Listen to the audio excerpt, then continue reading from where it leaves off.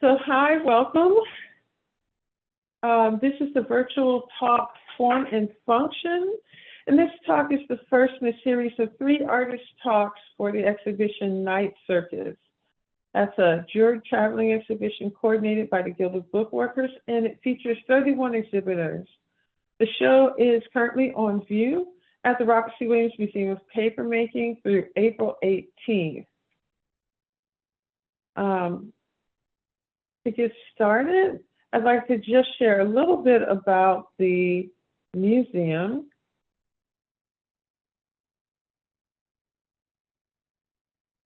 So the Robert C. Williams Museum is located on the Georgia Institute Technology campus, right here in Atlanta. And our mission is to collect, preserve, increase, and disseminate knowledge about papermaking, past, present, and future. And the Paper Museum houses approximately 1,000 artifacts, 7,000 books in our collection. The galleries feature 3 permanent exhibits along with a gallery for changing exhibitions. And we mount 3 temporary exhibits annually. The changing exhibits rotate between curated visions of our collections, rentals of traveling shows, and collaborations with artists and scholars. Our education programs serve a wide range of communities and ages, and programming includes hands-on and virtual workshops, virtual demonstrations, virtual lectures. We also provide opportunities for self-guided learning with resources and recordings posted on our website, as well as tutorials on our YouTube channel. So if you enjoy this talk and want to come back and listen to it again, we usually post our talks on our website. All right, so now to the good stuff. So tonight we'll be hearing from Graham Patton, Alicia Bailey, and Christopher McAfee as they discuss how their design choices enhance the meaning and function of their books and book objects. After all the presentations, the floor will be open for questions. So please submit your questions to our Q&A button anytime during the talk, and reserve the chat for making observations or comments or sharing resources. Using that Q&A button helps us find the questions more easily when we get to the end. And so I'll do all 3 bios, and then we'll start with Graham Patton's presentation. It's a video presentation.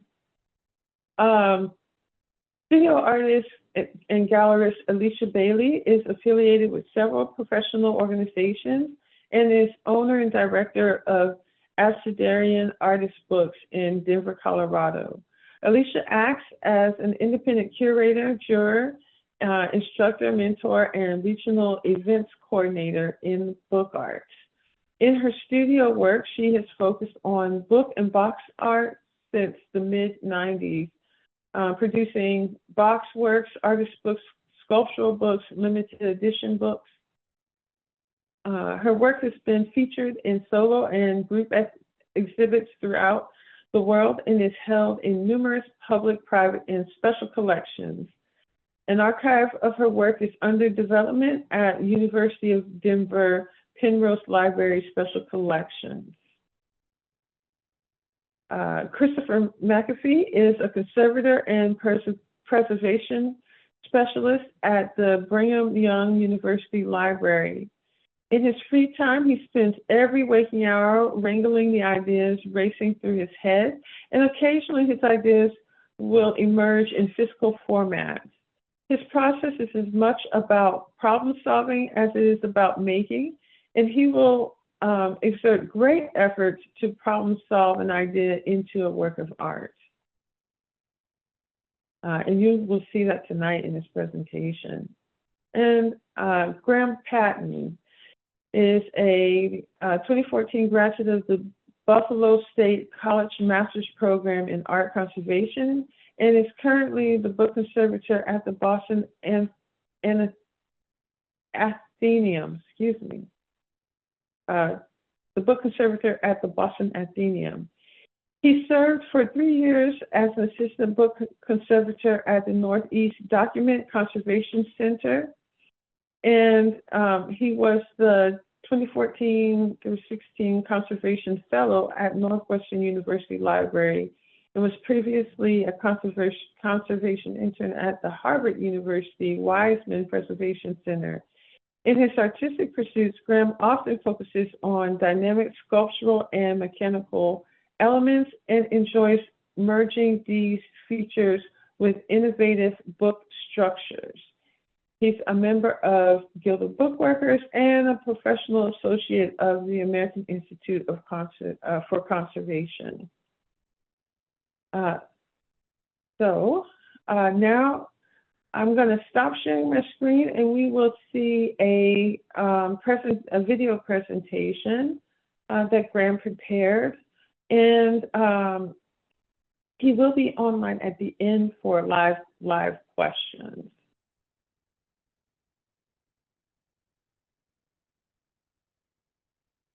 Hello and good evening. My name is Graham Patton, and I'm excited to share with you my binding of The Beauty of Byrne, or the Guild of Bookworkers show. Thanks for having me. So this binding was commissioned by James Fremantle at St. James Park Press in the UK for an edition that is currently being produced. The book they are printing is inspired by a particular 19th century edition of Euclid's Elements. So I'll go back and start there and make my way back to this binding. Here is a printing of the first printing of Euclid's Elements from 1482.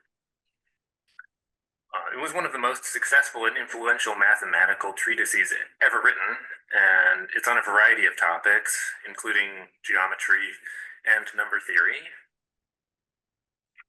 And then in 1847, the engineer and mathematician Oliver Byrne, together with the publisher William Pickering, produced a new edition of Euclid's Elements, which they titled The First 6 Books of the Elements of Euclid, in which colored diagrams and symbols are used instead of letters for the greater ease of learners.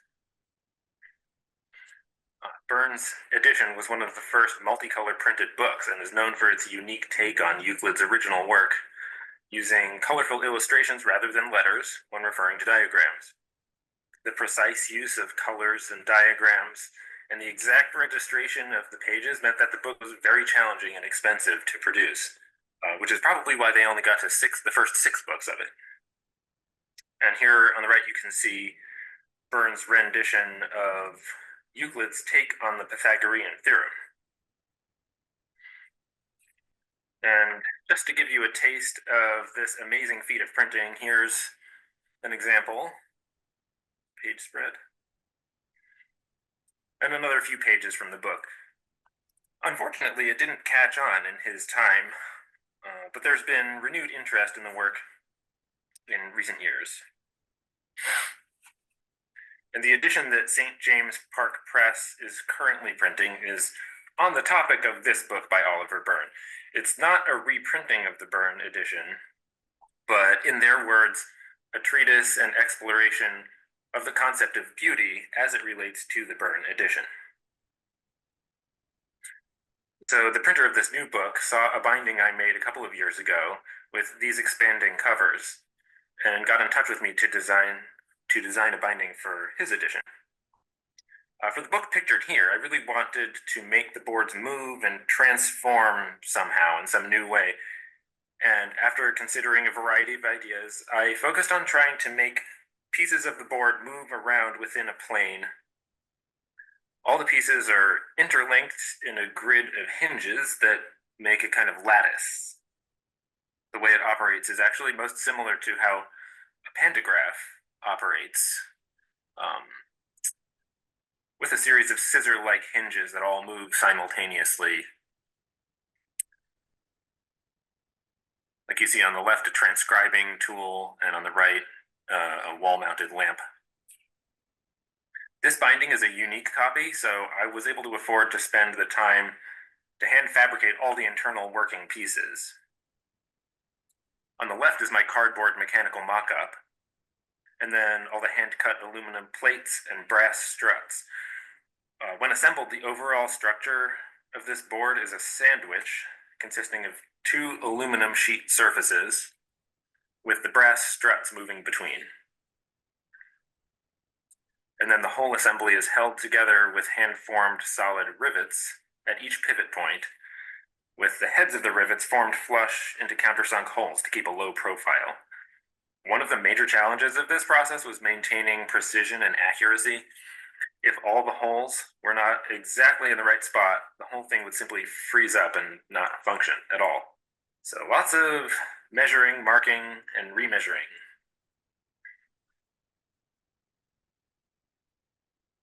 So St. James Park Press asked me to design a similar type of binding, this time inspired by the diagram on the title page of Burns' Euclid, that Pythagorean theorem diagram again. After messing around with a few ideas and translating the more regular lattice mechanism to the new angles of this diagram, I came up with this cardboard mechanical mock-up.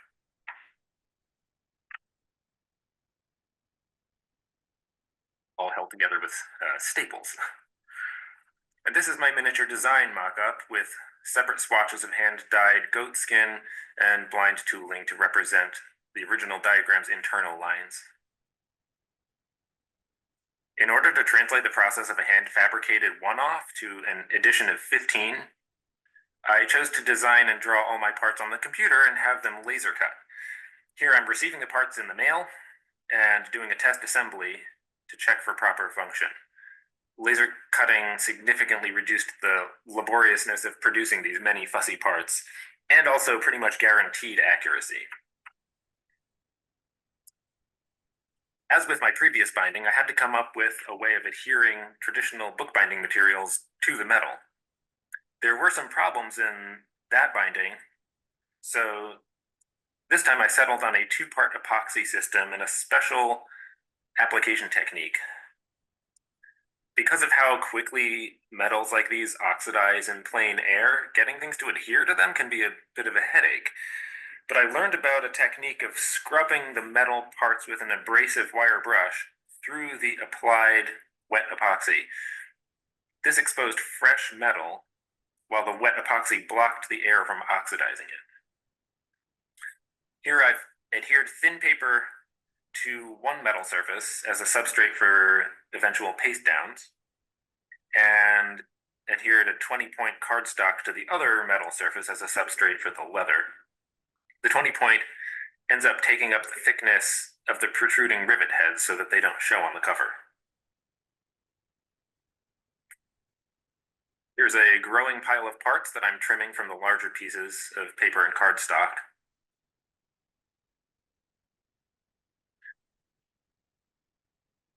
And to assemble it this time, I settled on using pre-made semi-tubular rivets instead of hand-forming nearly 1,000 out of wire, which of course sped up the process. The rivet end here simply flares out into a countersunk hole.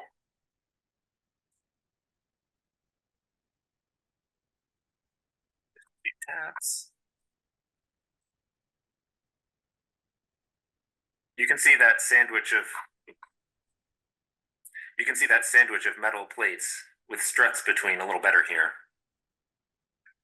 I first assembled all individual segments of the boards with their struts, and then I joined those all to each other. So on the right, the final segment of several boards is ready to be attached to the rest of the board. And finally here, this was a gratifying moment to arrive at after all that work. And this is the full set of front cover boards for the edition. Each board weighs about 1 pound. With the metal plates and functional pivot points and all the moving parts, I was only able to do so much board shaping, but I think I managed enough of a subtle chamfer at the edges to reduce the squareness and bulk of the internal mechanism. The edges of each separate leather piece were also skived to achieve a more refined border between each set of colors. The final big challenge to overcome at this stage was the tendency of the leather to shrink and pull while drying on the boards. In my prototype for this project, the pasted leather actually pulled the cardstock off the metal in some places, and where it did stay adhered, it warped the sheet metal, which of course caused mechanical problems. My compromise was to use PVA instead of paste, and to apply the adhesive only to the cardstock surface instead of to the leather, minimizing expansion and contraction. It doesn't end up with the same traditional firm feel of pasted out leather, but it solved my other problems, so I'm pretty happy with it. And here is just a nice little shot of the binding next to Burns' edition of Euclid at the title page. And that's all I have for this project. Thanks so much for your time. And now we're going to hear from Alicia. All right, set to go. So I think of books generally, artist books in particular, and mine especially, as a form of interactive sculpture. And so you can go to the next. This is just an image of the book work that's in the exhibit. If you want to go to the next slide. This particular piece has a lot of variety in how it can be displayed, and here are some of the different options. It's the same book, but it's just being arranged in different ways and presenting itself quite differently depending on how it is arranged.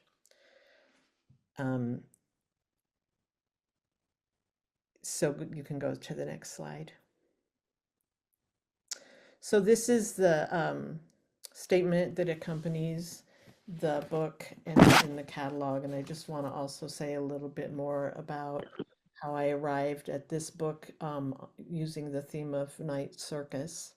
So if I'm working on a theme or a set of constraints, I want to keep the project consistent with whatever else I'm working on. So when the circus theme, the night circus theme was announced, I was reading a collection of essays by Helen MacDonald called Vespers. One essay described several hours she spent on the viewing platform of the Empire State Building during a night migration of songbirds. It was beautiful and occasionally distressing chaos is what she described. I also regularly work with wildlife themes in my work and have done projects revolving around extinct birds and endangered species. So I considered how I compare the plight of these passeriforms or songbirds with the night circus theme. You can go to the next slide.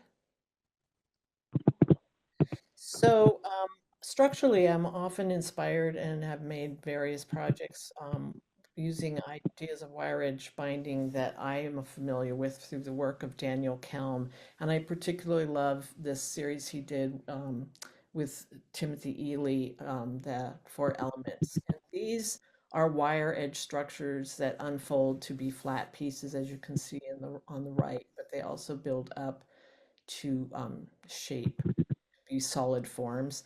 I messed around with this a little bit. It was beyond my attention span to pull off, so I moved along. I can go to the next slide. So another idea I had, and this is a model and a book that I had done with endangered frogs. And I love that this is only bound on one side of this shape, but I loved how the odd shape of the pages and the way it was held with the rigidity of the wire edge made it have a really precarious balance when it was displayed. But it felt a little static for me for this idea of the flying birds. So I wanted to use a structure that had a lot more activity and energy to it. So go to the next slide. I started out making a lot of models, and this is the one that I ultimately settled on, although I had arranged it a little bit differently in the final book. The bottom right image shows the layout of the structure. It's just alternating squares and triangles, and that's what I eventually decided to use for night flight. You can go to the next slide.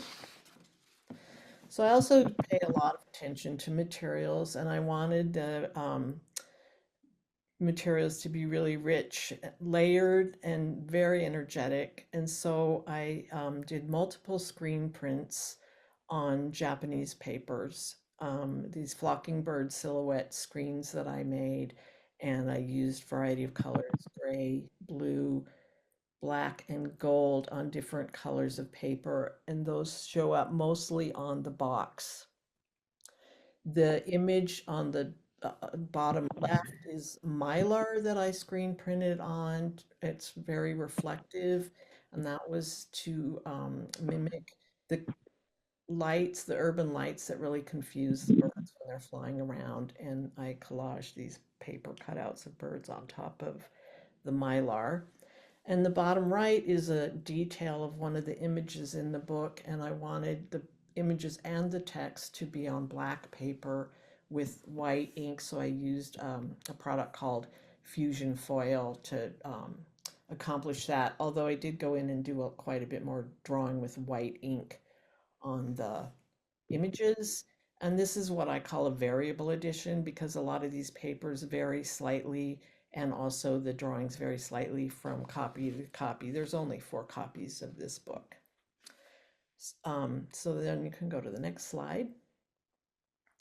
So this book also uses rotating panels, which I love the energy and the sense of things being able to fly around these rotations. And the image on the right just shows a little bit about how these are constructed. There's laminated boards that have a wire that extends into the main rectangle board, and it is allowed to pivot. And then the whole thing is sandwiched together to create the rigid page of those books that have the rotating panels. Can go to the next slide. So this is another detail of how the wire edge structure works. So this all, these are 2 boards and the wire rods are cut to the height of the boards and wrapped with a paper, and the 2 ends of the paper are slid in between the 2 boards, and then they're laminated together, and then each of those sets of um, hinges that are made by the metal rods is lashed to the adjacent set at 3 points, and it keeps it, there's some wiggle, but it is also really sturdy and not in danger of coming apart. The next slide. So in the catalog, and also when this book was on display at North Bennett, and I don't know, I haven't seen images of the display at the Paper Museum, but the box is not included as part of the display. But the box is a very important part of this project because it acts as a cover for the book. And it was really tricky to create because, as you can see on the right image, the book does not lay flat and it needed to be housed in a container that would provide adequate support to all of the different panels. So the next slide. This shows how I constructed the panels or the platforms. I decided to create the platforms out of multiple layers of birch plywood. And so each layer attains a different height because it's a different number of individual plywood boards. So I think the lowest layer is 4 boards and the tallest is 10 boards. And so I was able to control the height of the platforms. And then they're all covered with a black book cloth. On the bottom right, there's the book structurally complete and ready to go into the tray. And I'm showing this because it speaks to how I create the content for the book. I write the content to fit the structure after the structure's already been designed and pretty well developed. You can go to the next slide. So it's a non-linear book form. So I wanted the text to be a non-linear text. So it's just a series of snippets about things that I discovered when I was researching the current situation of the songbird migrations. And it's interspersed with images, and the images also they make sense no matter what the orientation of the book is. So the pages of the text can be read in a different order depending on how the book is actually displayed. You can go to the next slide, which is the list of the sources that I used to create this book. And also, I just want to shout out to Alex Blom, who was my studio assistant. And I honestly might not have finished this project without his enthusiasm, because there were times when I really didn't know how to solve some of the problems that I encountered. I love that the Guild of Bookworkers organizes these fantastic traveling exhibitions. And of course, thanks so much to the Paper Museum for hosting this Guild of Bookworkers exhibition. Thank you. And Christopher, were you going to share, or did you need me to share? Yeah, I'll share. Okay.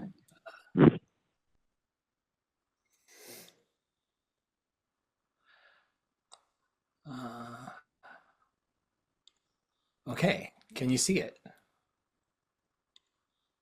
Looks good. Okay. This book I'm going to talk about is called Geek Love. When I was given the theme of Night Circus, this is the book I thought of. It's written by a woman named Catherine Dunn and published in 1989. And depending on who you are, you might read this book as either a comedy or as a horror story. I've read it twice, and each time I saw it a different way. But I think at its heart, this book is about family. It tells of the Banuskis, a family of freaks, which isn't the word I would choose, but it's a family of freaks with their own traveling sideshow. The Banuski family story is told from the point of view of Olympia, or Ollie Banuski, an albino hunchback with dwarfism. She tells of her parents and siblings, all of whom are freaks by choice, the children having purposely been made freaks by their parents. And all of the characters are appalled at the thought of ever being normal. When designing this piece, I thought of Ollie's description of the chute, which was a 50-foot trailer with a door at each end and a sign over the entrance that said, "Mutant Mystery, a museum of nature's innovative art." And just a quick trigger warning, some people might find some of what I showed to be disturbing. I was certainly disturbed when I was making the book. But the dark green interior of the chute held, among other things, two-headed calves, six-legged chickens, the skeleton of a three-tailed cat, live featherless chickens, which later died and got stuffed. The exhibition culminated in a display of 6 clear glass 20-gallon jars, each lit by hidden yellow beams and equipped with its own explanatory push-button voice tape. These jars held Ollie's siblings who were stillborn or who had died at a young age, and every morning, Crystal Lil, their mother, would visit her children and carefully clean their jars while she spoke with them. I thought if I could design the book to be the chute, it would convey some part of the story's essence. And I wanted going through the book to feel like walking through the chute. I imagined several ways to do this, including attaching wheels directly to the covers, accordion structures, and others that were more complex. And in the end, I settled on this, which you can see is how it ended up too. Making this was an exercise in perseverance. The research, looking at all kinds of human and animal deformities, images of the uncanny, made me feel unsettled. But it also gave me empathy and a desire to never react with aversion when I see someone different from me, but to embrace them as fellow humans. That was the journey this project took me on, which became the journey I wanted to offer the reader. So going through the book is, at least I hope it is, a way to face those who are different from us and learn to engage with their humanity rather than recoil from their appearance. So here we are outside the chute. Opening the green door reveals the book inside, and the opening provides a way to push the book through to the other side. And now we're ready to read the book. So we open the book and we realize we're about to experience something unique. The morbidly curious will be intrigued and excited, and the rest may be leery or horrified. We read Al Banuski's description of his wife, Crystal Lill, and her younger days. When your mama was the geek, she made the nipping off of noggins such a crystal mystery that the hens themselves yearned towards her, waltzing around her, hypnotized with longing. So now we have an idea who this book is about. We turn the page and see a gallery of freaks surrounding an excerpt from the book. It's a conversation between Ollie and another character. You must have wished a million times to be normal. No? I've wished I had two heads, or that I was invisible. I've wished for a fish's tail instead of legs. I've wished to be more special. Not normal? Never. Then, passing through the book, we come to a second gallery of freaks surrounding another quote from Ollie. I get glimpses of the horror of normalcy. Each of these innocents on the street is engulfed by a terror of their own ordinariness. They would do anything to be unique. So now we know how the characters feel about their deformities. They love who and what they are. So perhaps knowing this helps us be ready for the culminating feature of the shoot, Al and Lil Banuski's deceased children. The quote here tells us something about the parents' motivation. What greater gift could you offer your children than an inherent ability to earn a living just by being themselves? And the sign above the jars says, human, born of normal parents. That indicates that Al and Lil recognize and want to emphasize their children's humanity. They aren't freaks, they're human beings who deserve acceptance and love. Thank you. Thank you to everyone. Thank you to the Papermaking Museum for having me.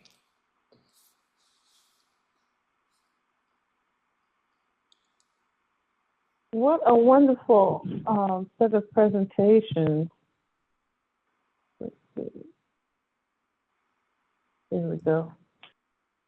So now we're going to open the floor to questions. I don't know.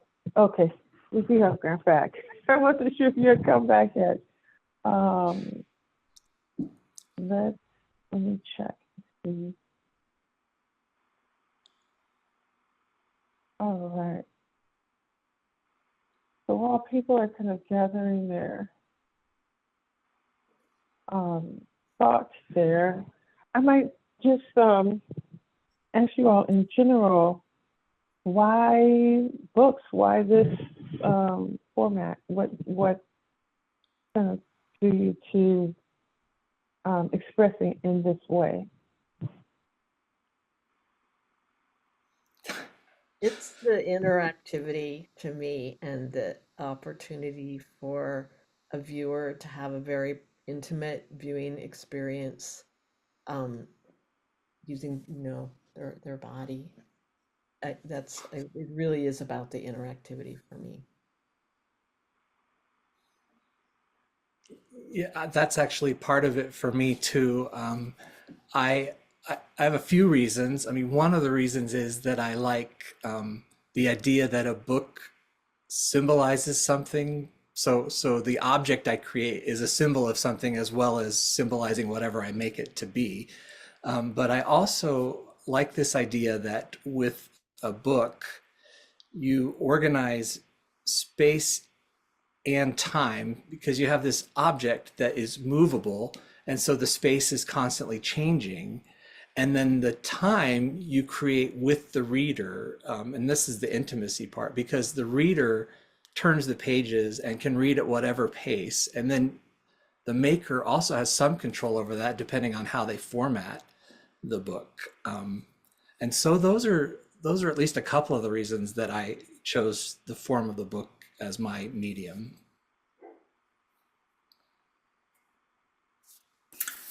There's a reason that the three of us were all chosen for the form and structure talks, and I would pretty much have to agree with both of you.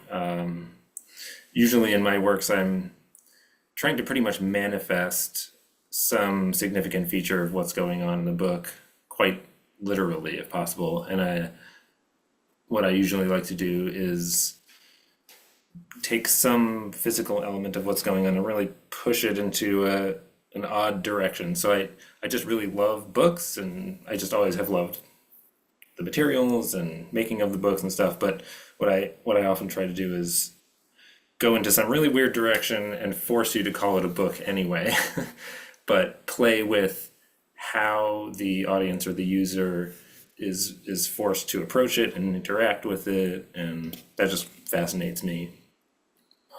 Opening and closing barriers to the content and changing how you interact with that content.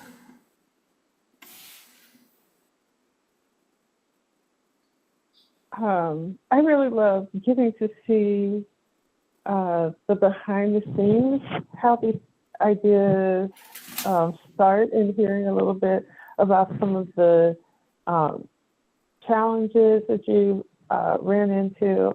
Like, Alicia, I was really surprised that you pointed out that you actually build the structure and then write based on what that, the developed structure is, which, just turned my brain inside out, because I hadn't thought about approaching a book in that way. So, I mean, how did that come about? Is it because you start with the interest in playing with structure that it just facilitates that the text comes later on in the process? Well, I think it's a way of approaching solving one set of problems without having to get frustrated by the new problems that are being created as you solve this one. And it's actually had been having a lot of conversations with other book artists, and I develop my own content. I don't work with someone else's published book as a lot of other artists do in this field. But it's kind of like if you draw a map and then you fill in the names of the things in the map. It doesn't make sense to fill in the map until you've actually drawn the map. It's also a good way to edit. It prevents me from going on and on and on.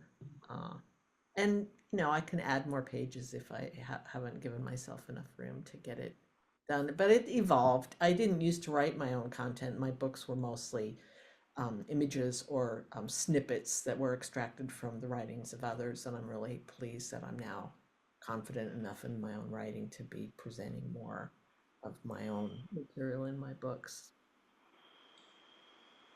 Okay. And Christopher and Graham, kind of continuing that conversation. So the books that you talked about, these are based on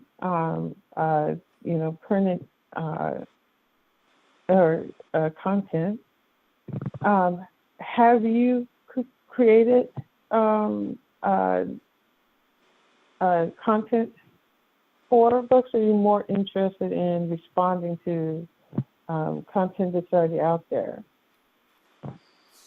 Well, it was really gratifying to see how Alicia works, because I tend to be really preoccupied with structures, and I have a lot of movements and shapes going through my head, and I'll I'll discover some interesting physical thing that I want to happen with the book, and then I have to go hunt for a text that makes sense to go with it, which is hard when, I'm just working with things that have already been published. Unless I, am able to team up with somebody and work with them.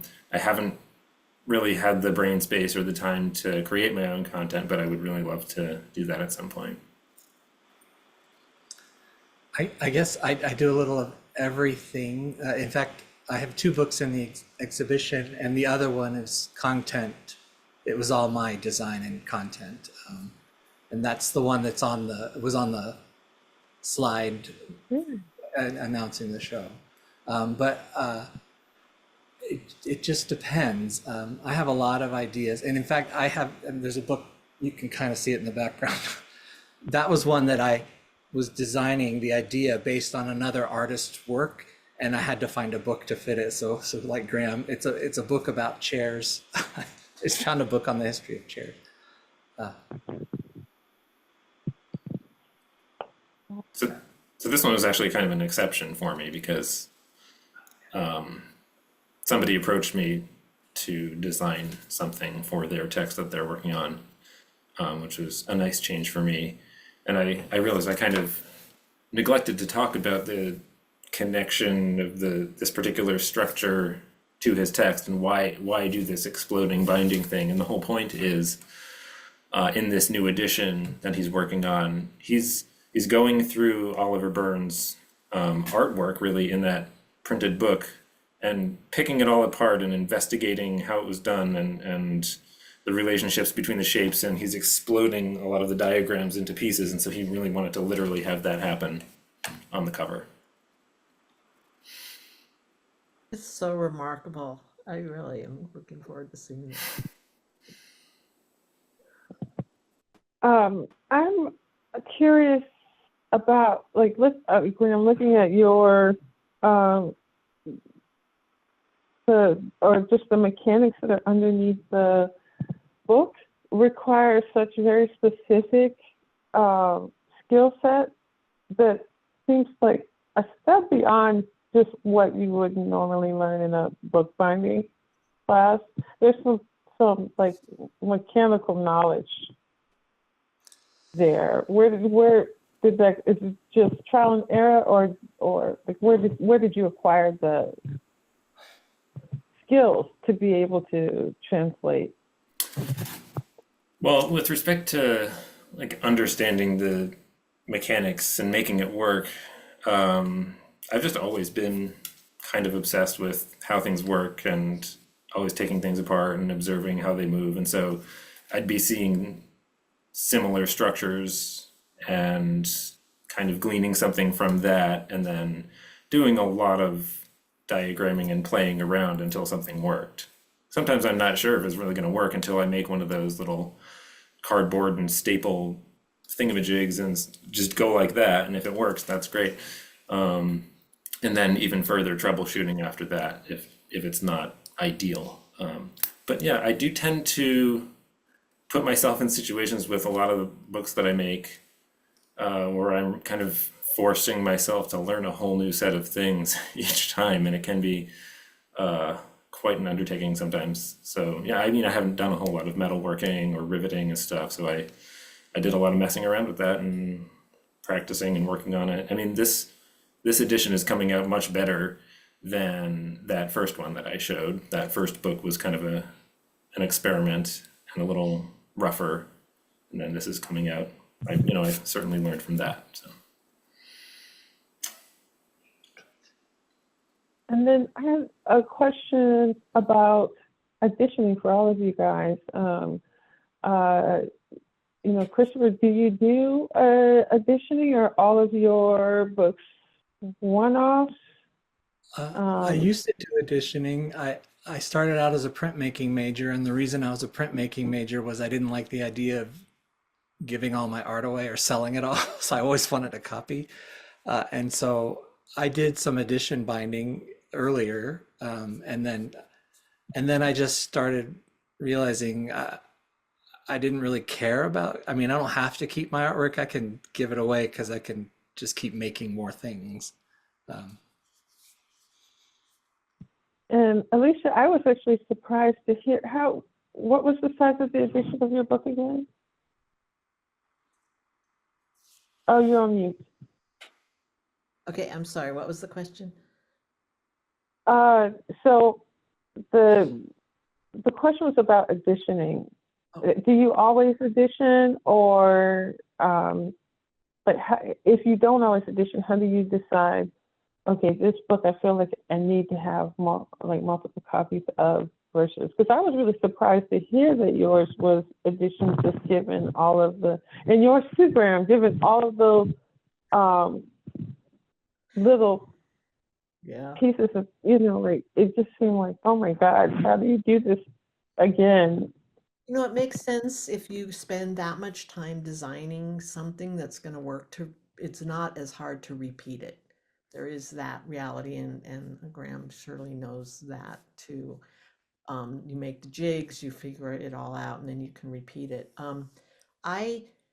My interest in editions is dwindling. This one had 4 copies, and it may be the last edition that I do. I'm evolving into working more in series, so I'll take an idea and make several copies, several iterations of the idea, and the text may stay the same, but it's a way of making something as good as I can make it. I have the time now in my life to really pursue that goal instead of producing and saying, oh, well, that's good enough, I'm out of time. I am spending a lot more time on crafting one particular object. And I'm very backwards in my training because I don't really have any bookbinding training. So I've just been recently picking up more bookbinding skills and being able to use those in my books. And those are really more of one of a kind sorts of projects for me. So. And Graham, I know this was a project that came to you, but do you often edition the books that you make, or is it a rare occasion? I generally have not done much editioning. For the most part, mine are kind of unique objects, and that's partly because just a time factor. I don't actually have a lot of time to dedicate to this stuff. So usually my projects take like a year, and I just get one book out of it, and so then I'm really reluctant to see that go away. So I do hold on to a lot of the things I make. So editioning is somewhat new for me, but like Alicia was saying, I mean, for this project, the vast majority of the work and pain of making the book was just designing and preparing. And like once I was sort of riveting all those millions of pieces together, it was almost kind of annoying how fast it went. But that was all the preparation, made it go pretty quickly. Yeah, but I have started doing editions here and there, which is, a new interesting thing for me to try.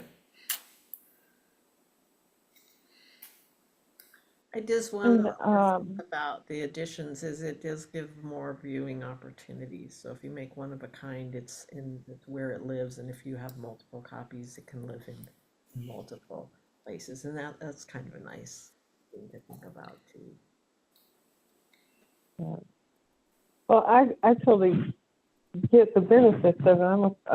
Chris, I'm a printmaking major as well. So we have a question from Trisha. Oh wait, let's see, a comment. It says, wonderful to see all 3 books, The Construction and Reasons for Structure Design. And then I've got one last question, and this one's for Christopher, and then I've just got a few closing comments. But thank you all so much for giving us a peek behind the curtain, kind of like getting to see the wizard. It's the Guild of Bookworkers show is one of our favorites at the Paper Museum. I'm really glad, Alicia, you showed your box, because it's not on the exhibit. The box is not on exhibit, but it is just beautiful to see all of the constructed boxes as well as the books. But Christopher, I was curious about like the little jars and like what are the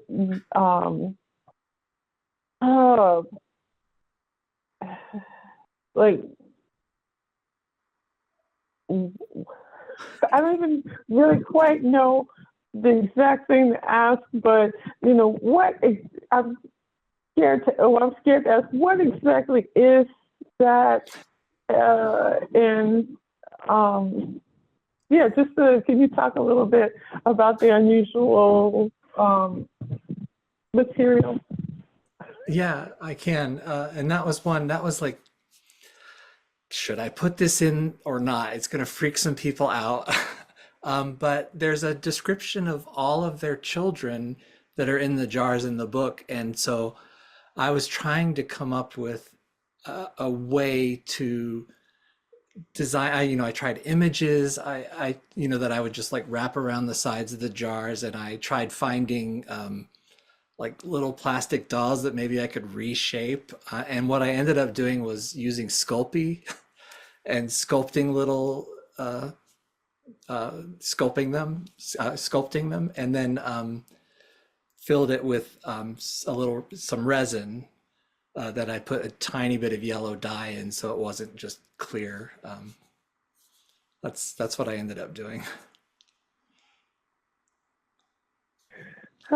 Thanks for